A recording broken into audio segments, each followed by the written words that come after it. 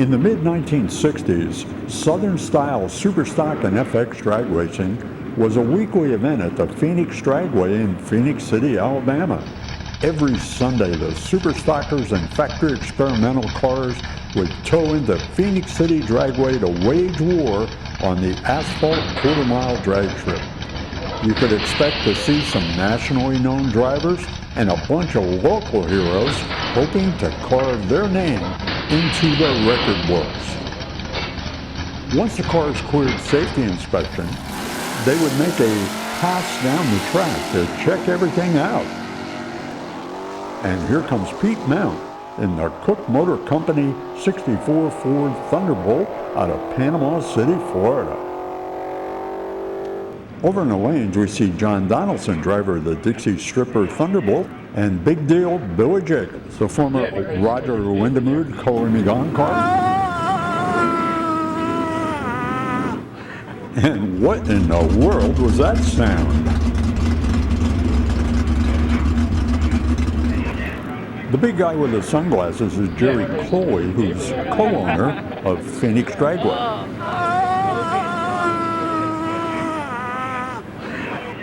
Well, there is that strange sound again, but you know, it appears to be getting the racers grouped together. Yeah, because there's a neighbor there. I know, the guy in that big. And here they come, the superstockers and factory experimental cars at Phenix Dragway. Kentucky racer Keenan O'Connell is the new owner of the Color Me Gone car, and chief wrench is Ed Ward.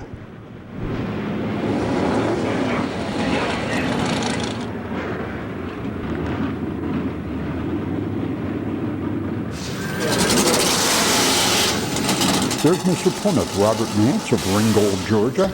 J.C. Sizemore sneaks his Altered Wheelbase 55 Chevy in with a super stocker. I bet that's going to be cool.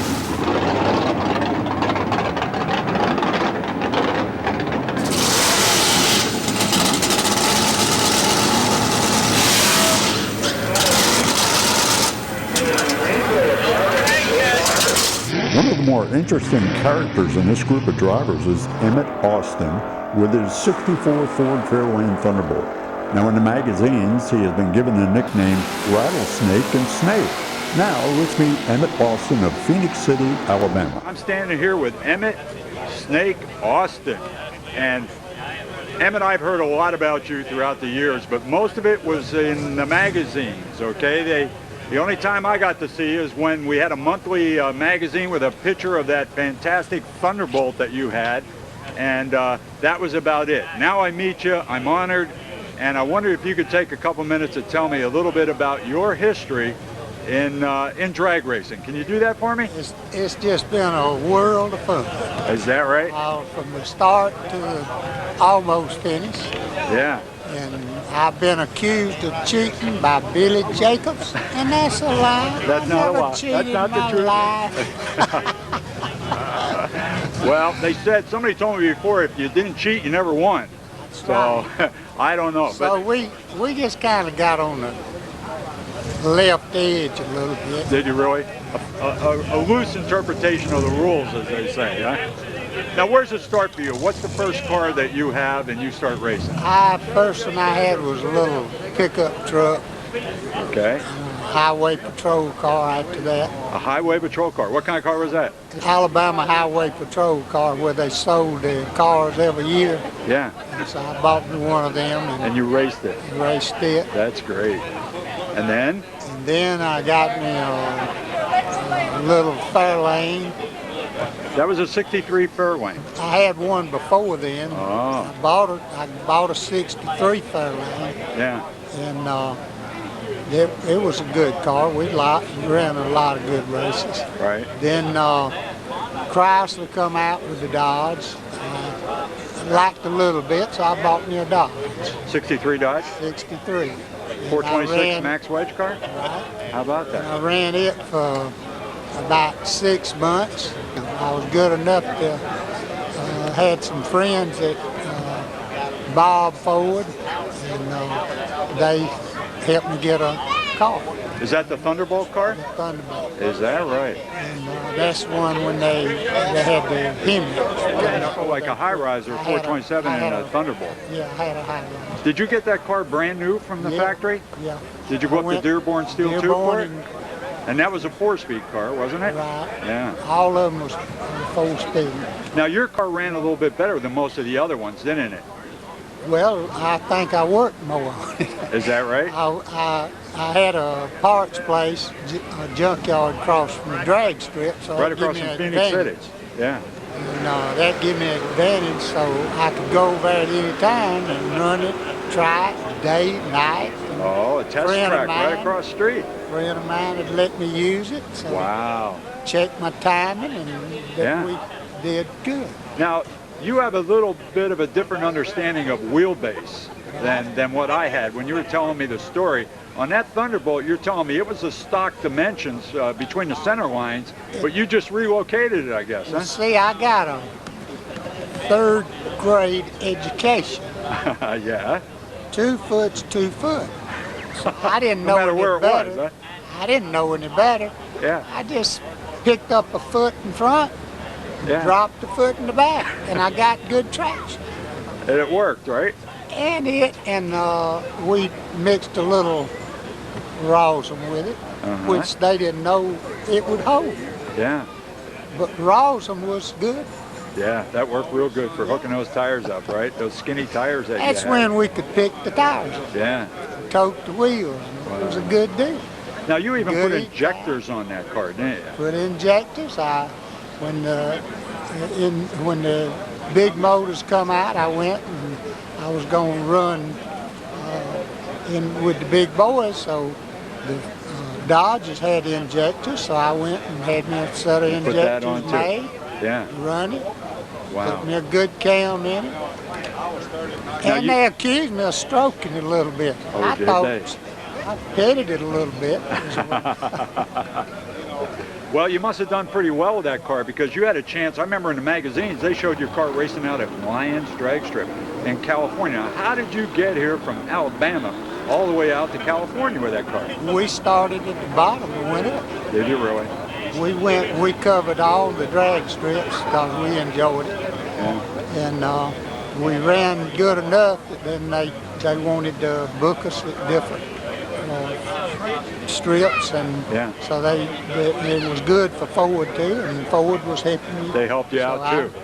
So you went out there and you spent about what period of time out in the coast? I stayed out there, me and my wife. We went out there, and I think we stayed approximately seven months. Is that right? Doing match races all over? Match races, and we entered the race out there. I think we come in. It wasn't right on top, but we made a good show. Did you really? Yeah, they had the nationals out there. Were the fans, did they take to you and everything? We always tried to put a decent show on them. That's what I figured it was. Yeah. Because we wanted to do the best we could, and the people liked Fords. Yeah. Some like Dodge, some like Fords. So, in Country Boy, I believe they pulled for them better than they did the rich No boys. doubt. It was like, this is the average guy, and we're going to root for him, right? Root for those him corporate guys, huh? Now, part of your show was wearing like the bib overalls. I saw a picture of you at the 6'3". You'd wear the bib overalls. That wasn't just a hoax. I was born on a farm, and I really wore them. Oh, did you really? So that wasn't a put on. No, that was it. But you also had a tool or an instrument that you used, I understand, and you brought it with you, I guess. It's a goat horn. Is that what it is? It's a cow horn we use for calling up the goats when we want to race. You got to huddle them up. Oh, do you? Okay. And I'd call them up. You want me to show you how? I sure would. How can you do that? Like this. All right.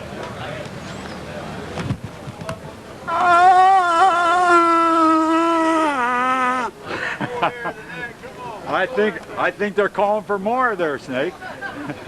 I got a pucker like a possum.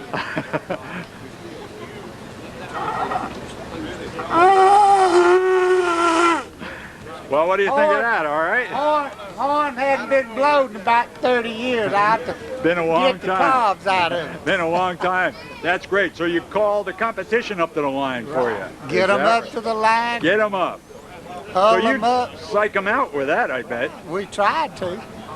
Now you do have a nickname, and I've often wondered about that. I've heard you called Rattlesnake, and here I hear people just calling you Snake and so on. What's the story on that? They called me Emmett Snake Austin. Yeah. The reason of it was I got the little Fairlane, and to make it look good, I just had a friend of mine to put a big rattlesnake in the striking position. Yeah. And right under it, I put little rattlers struck again. And How about that? it was a thrill to get them in the back so they could see the picture. Oh, okay. And that's the reason they started nicknaming me Snake. Snake. So that picked up, and all the magazines picked up on it. They love a nickname like that, no doubt. Yeah. Now what happens after that Thunderbolt, 66 or whatever? Did you do any more racing? The factory went out. Yeah. I had a 67. That was the fuel injection that Right. they gave me at home in Moody. I picked it up. But then the factories went out, and That was the end. that was it. So you haven't been racing in a long time. Hadn't been racing since. Now I know you have another hobby. You're into fishing. Right. And you go out there every day. I see Just Fish with a little Just- hook on your hat and everything Just and all. Enjoy it. That's what you took up after, I guess, drag racing. We want to thank you very much for sharing your stories with us, for making history in drag racing and entertaining us along the way. You were the total combination in drag racing that I can remember. We wish you good health for you. And I hope people enjoyed it half as much as I did. For sure. Okay. Thanks a lot, Emmett. Good seeing you, buddy. Thank you. Back at Phenix Dragway, Jerry Coley huddled up the racers for a pre-race meeting. Now, Jerry was a good friend of Buster Couch, who was the no-nonsense official starter and Southeast Division Director for the National Hot Rod Association. Now, Jerry also held a firm hand over the racers and all the action that took place on the track. Now, once the track ambulance is in place at the top end of the track, we are ready to go racing. And that's Fast Eddie Sharpman in the Dino Don Nicholson old 64 Comet wagon. In addition to racing the Color Me Gone car, Keenan O'Connell is the owner of US 60 Dragway in Hardinsburg, Kentucky. Fast Eddie notching another win in the Comet wagon. Bill Cannell of Albany, Georgia got one of the 11 Z11 Chevrolets produced in 1963. Well, I'm thinking that might be Kentucky racer David Hull. That's running Dino Don's old 409 bubble top Chevrolet. Well, there's also a connection to Dino Don with Bill Cannell's Z11 Chevrolet, as it was delivered to Dino's shop at Nowie Chevrolet. On this day, Phenix Dragway also booked in Big Daddy Don Garlitz for an exhibition run with his Windjammer Swamp Rat 6 dragster. Now, this is the first piston-powered dragster to eclipse the 200-mile-per-hour mark on a quarter-mile dragway. Check it out.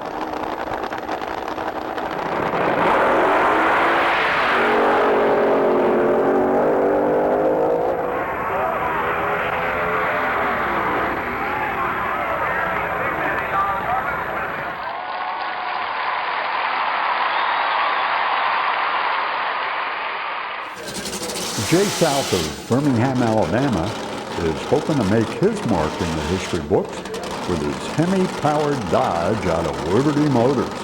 And he will have his hands full as Dino Don Nicholson himself buckled into his old 64 Comet wagon.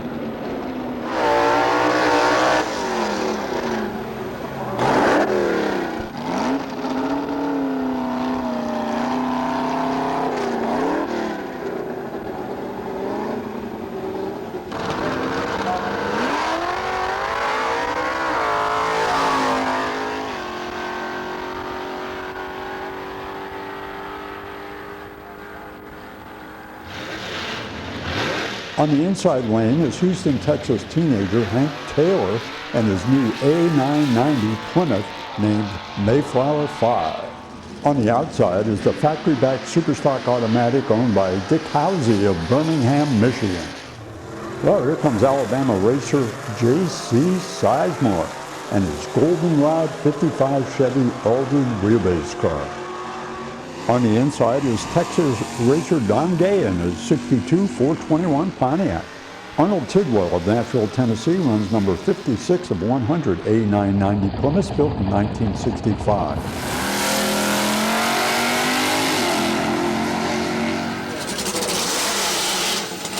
In this matchup, Dick Housey defeats Billy West and his Little Pilgrim Plymouth. More cars in the pits at Phenix City. How about Atlanta, Georgia's Hubert Platt with his smallest Georgia Shaker Falcon, Ed Sharpman's 64 Comet Wagon, John Donaldson's Thunderbolt being towed by a 64 Galaxy. Out on the track, we see the Newman and Smith Racing Enterprise Team Mustang attempting to make a pass on a wet surface at Phenix Dragway. The team also runs his Ford gasser called the Boss Man.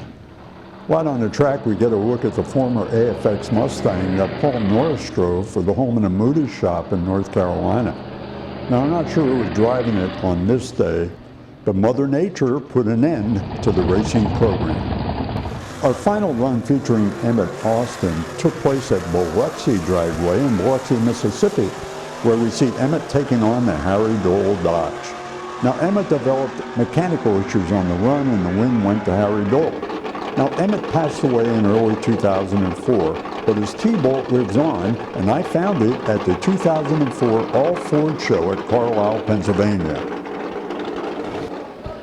This Thunderbolt is the 29th car produced, and it was delivered to a Georgia dealership on December the 19th, 1963, where Alabama resident Emmett Snake Austin took ownership. At first, Austin raced the car as a legal superstocker and did very little to change it from its stock condition. Actually, the only noticeable change was to the front bumper area.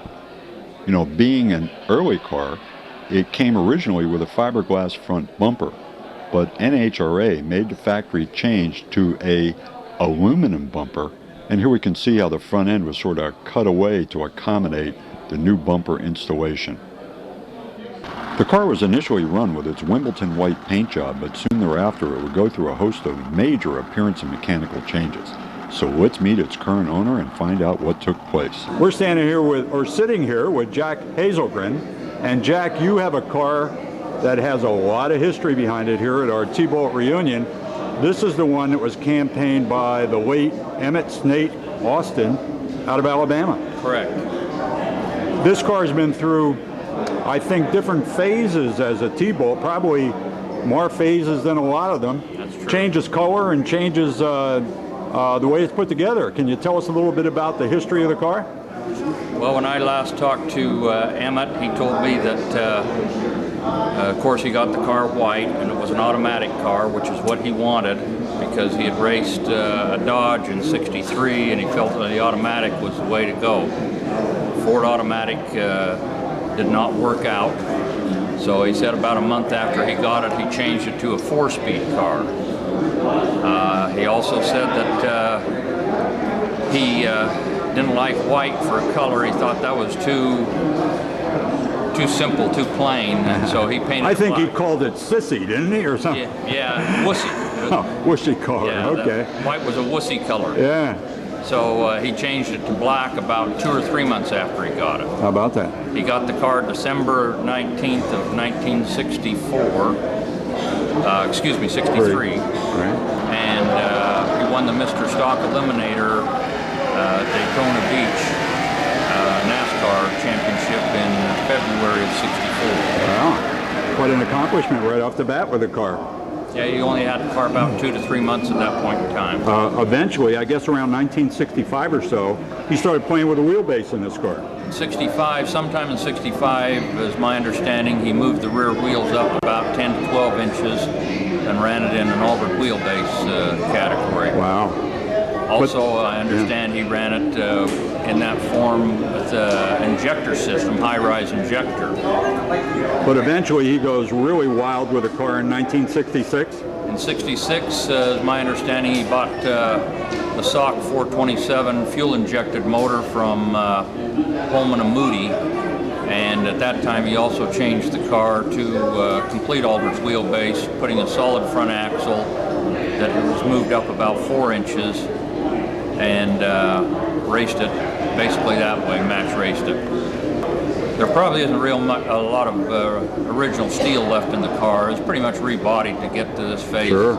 After all those years and that hard history behind it, no doubt. This was one of 18 cars that had fiberglass doors. How about that? The fiberglass doors are not currently on the car. They did not get done in time to put on the car, but the aluminum bumper, the fiberglass fenders, fiberglass hood are all original pieces. Are they really? I have the original fiberglass bumper as well, and the original fiberglass doors, and then the trunk lid is maybe the only original steel piece left in the car. Now I think most people, when they think about Snake Austin's car, they think of it black, and they think of it highly altered with that solid axle and injectors and everything on it. And of course, from what I understand, you're putting together a clone to go along with this car, so you're going to have it both before and after. That's my plan, yeah. That car should be ready sometime this summer. Is that right? And you're putting injectors on it and everything, huh? It's fuel-injected camera. Wow. So he ran the camera motor in it then? He ran the camera motor. Wow, that's pretty cool. Now, unfortunately, we could tell the epitaph to the story that just this past year, Snake Austin passed away. Just February of this year. Wow. Now, did he have a chance to see this car after all these years or no? He did not. I took the car to Panama City, Florida last September in hopes of meeting him and showing him the car. He had some of the original paperwork as well as the trophy that he won from Mr. Stock Eliminator that he was going to give to me at that point in time, but he became ill and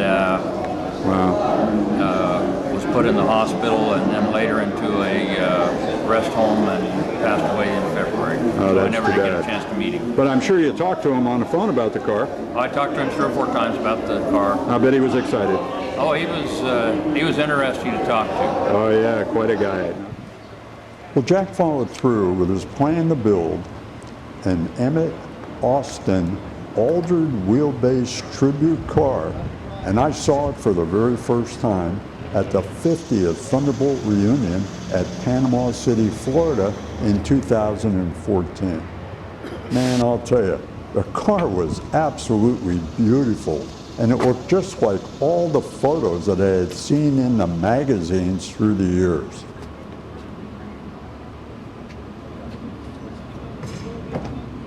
But the big thrill was seeing the injected 427 single overhead cam engine come to life.